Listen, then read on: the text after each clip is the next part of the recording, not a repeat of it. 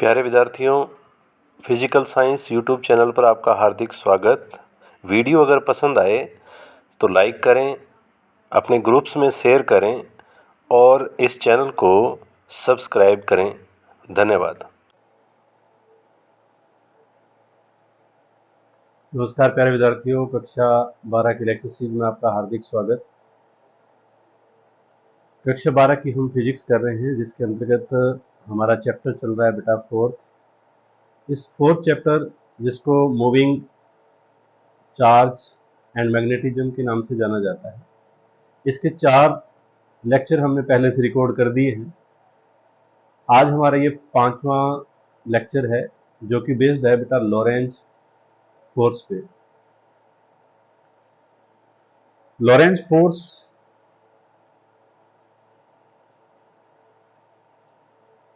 हमें पता है कि किसी इलेक्ट्रिक चार्ज जो कि इलेक्ट्रिक फील्ड में पड़ा हो, तो उस पर केवल और केवल इलेक्ट्रिक फोर्स ही लगता है, और वो इलेक्ट्रिक फोर्स होता है बेटा F is equal to q into E. F is equal to q into E. और अगर यही चार्ज मैग्नेटिक फील्ड में हो तो फोर्स जो होगा वो मैग्नेटिक फोर्स होगा, इसमें ये इलेक्ट्रिक फोर्स होगा। मैग्नेटिक फोर्स की जो वैल्यू रहेगी बेटा, वो रहेगी q into v vector cross B vector. ये हम पीछे प्रूव करके आ गए हैं, ठीक है। तो ये तो हमने सेपरेट चैप्टर, जब अकेला इलेक्ट्रिक फील्ड था तब फोर्स ये था हमारा, जब अकेला मैग्नेटिक फील्ड था तब फोर्स हमारा ये था। साइंटिस्ट लॉरेंज ने क्या किया, अगर दोनों ही फील्ड, मैग्नेटिक फील्ड और इलेक्ट्रिक फील्ड दोनों ही अवेलेबल हो, प्रेजेंट हो, तब चार्ज पे जो फोर्स लगता है वो दोनों ही फील्ड के कारण लगता है, और दोनों फील्ड के कारण जो रिजल्टेंट फोर्स लगता है उसी को कहा जाता है बेटा लॉरेंज फोर्स, ठीक है। तो यहाँ पे अपने कर रखा है, when charge particle move both electric and magnetic field, then the resultant force act on the particle due to magnetic electric field and magnetic field is known as Lorentz force. इसको हम लॉरेंज फोर्स के नाम से जानते हैं। इस diagram के बारे में बात करते हैं। डायग्राम के बारे में हम पहले भी जान चुके हैं बहुत सी बातें। तो ये हमारा डायग्राम है। इस डायग्राम में देखें, ये जो डायरेक्शन दिखा रखी है बेटा, ये मैग्नेटिक फील्ड की डायरेक्शन है, जबकि ये जो डायरेक्शन है, ये डायरेक्शन है बेटा चार्ज के मूवमेंट की, यानी कि चार्ज इस डायरेक्शन में मूव कर रहा है यूनिफॉर्म वेलोसिटी से। अब ये मैग्नेटिक फील्ड इंटेंसिटी की डायरेक्शन, ये वेलोसिटी की डायरेक्शन, और दोनों एक ही प्लेन में है, और इस दोनों के प्लेन के परपेंडिकुलर डायरेक्शन में, इस डायरेक्शन में एक फोर्स लगता है चार्ज पर, जिसको बोला जाता है बेटा मैग्नेटिक फोर्स, ठीक है।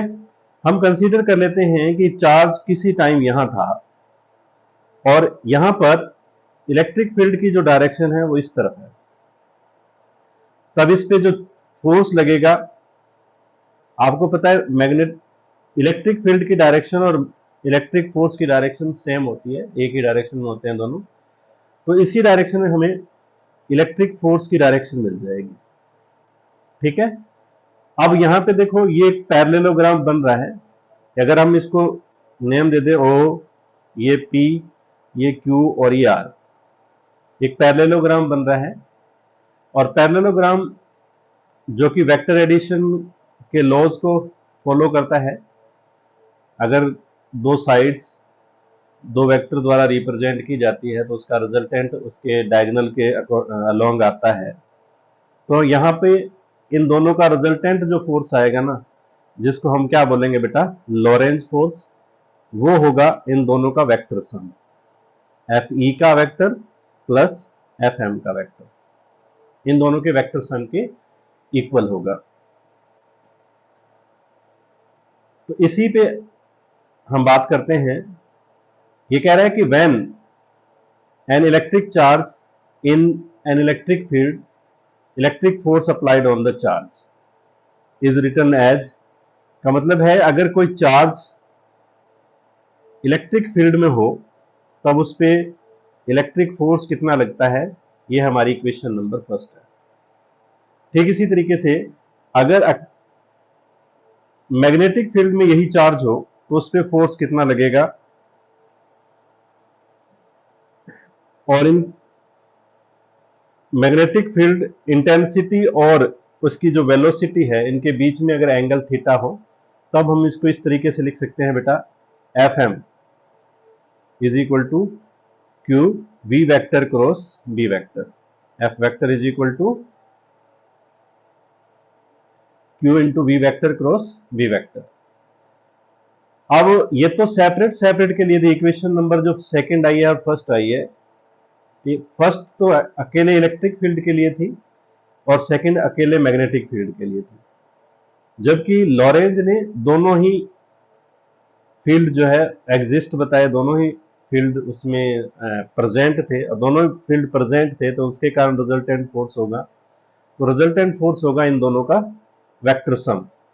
तो यहां पे मैंने डार्क दिखा दिया है इसलिए एरो नहीं लगाया, मैं एरो लगा देता हूं साथ में, ये एरो लगा दिया मैंने। अब जो लॉरेंज फोर्स होगा वो वेक्टर सम होगा इलेक्ट्रिक फोर्स और मैग्नेटिक फोर्स का। इन दोनों की वैल्यू हम इक्वेशन फर्स्ट और सेकंड से पुट कर देते हैं तो हमें ये मिलेगा बेटा। ठीक है, हमें मिलेगा F L vector is equal to q E vector plus q into v vector cross B vector. अब इसी में हम कॉमन ले ले बेटा, क्यू कॉमन आ जाएगा तो ये आ जाएगा E vector plus v vector cross B vector, और ये फाइनल रिलेशन आ जाता है लॉरेंज फोर्स का। ये लॉरेंज फोर्स का हमारा फाइनल रिलेशन है बेटा। ठीक है, यही रिलेशन, इसी रिलेशन को कहते हैं लॉरेंज फोर्स। अब इसमें दो ही कंडीशन हम लेके चल रहे हैं। एक तो कंडीशन ये है कि अगर इलेक्ट्रिक फील्ड जीरो हो तो ओनली मैग्नेटिक फील्ड होगा, और मैग्नेटिक फील्ड होगा तो लॉरेंज फोर्स केवल मैग्नेटिक फोर्स से ही रिप्रेजेंट किया जाएगा। ठीक है, और अगर मैग्नेटिक फील्ड एब्सेंट हो, इलेक्ट्रिक फील्ड प्रेजेंट हो, तो लॉरेंज फोर्स जो है केवल और केवल इलेक्ट्रिक फील्ड द्वारा प्रेजेंट किया जाएगा, लिखा जाएगा, रिप्रेजेंट किया जाएगा। तो ये था लॉरेंज फोर्स, बिल्कुल छोटा सा टॉपिक था। हम नेक्स्ट लेक्चर होगा हमारा 6th लेक्चर, वो नेक्स्ट टॉपिक हमारा बायो सावर्ट्स लॉ पे बेस्ड होगा। इस चैप्टर के पीछे के first, second, third, fourth lecture आप जरूर देखें, तभी आगे के लेक्चर आपको समझ में आएंगे। धन्यवाद।